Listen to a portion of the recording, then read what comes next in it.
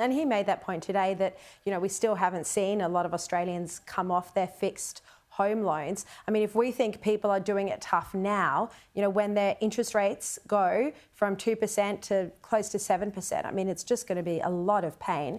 All right, well, let's turn to Phil Lowe's future.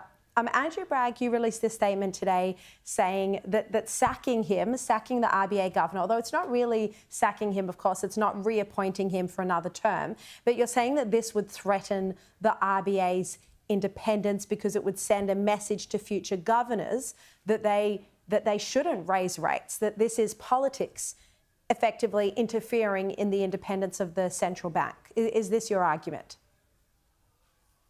That's right, Sharri. We've never had a central bank governor removed during a tightening cycle, and we are in a tightening cycle.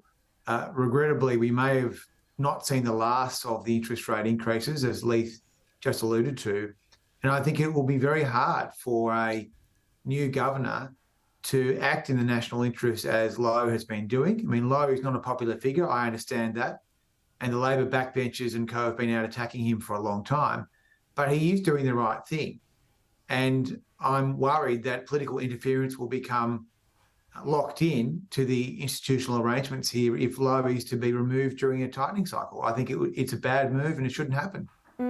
Leith, what do you think? Because if he is replaced, if a new governor is appointed for this second term, or not a second term, for a new term, and pointing out that Philip Lowe's term does expire in September this year, but is Andrew Bragg right that this would be a signal that the new appointee shouldn't change rates, shouldn't raise rates as much as Lowe has? Because we have seen a lot of Labor backbenchers come out pointedly and attack the RBA governor for raising rates.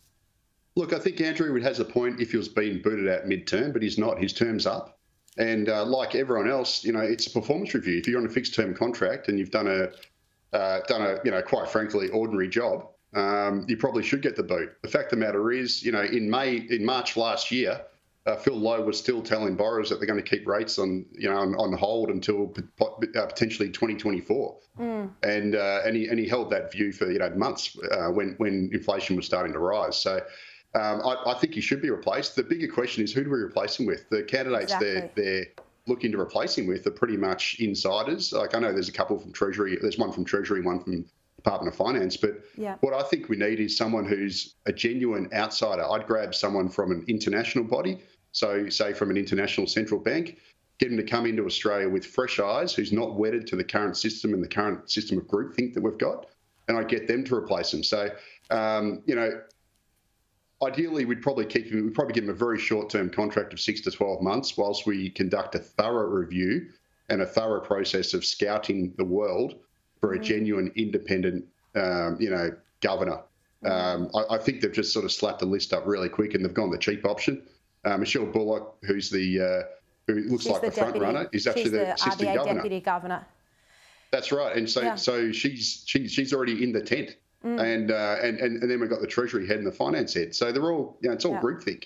It's not going to change. Stephen Kennedy and Jenny Wilkinson. Well, what do you think about that, Andrew Bragg? It's a question I asked Angus Taylor, the Shadow Treasurer, last week, whether if one of the government's most senior bureaucrats, the head of Treasury, Stephen Kennedy, or the Finance Secretary, Jenny Wilkinson, if they were appointed to this crucial role, would that be a political appointment? What's your view on that?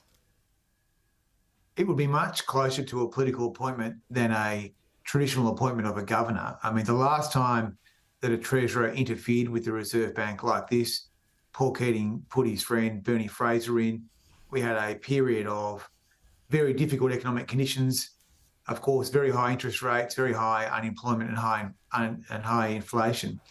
So I don't think the answer here is to replace Lowe with a Treasury official or a finance official. I think that the institutional independence is very important. So if Lowe is to be replaced, I am attracted to the idea of someone from the bank or someone from an international central bank. I think that is the issue, because I agree with you, Leith, that there have been very ordinary decisions taken by the RBA governor, and in particular how he misled Australians. I mean, these are people's lives. This is how they support their family, and they trusted the RBA governor that rates weren't going to rise. They're now struggling to keep a roof over their head. I mean, it can't get you can't get a bigger mistake than this from the RBA governor. But then the question is, if he goes, would his replacement be better? And you know, we just don't know that yet. All right, Leith Van Onselen and Andrew Bragg, thank you both very much for your time.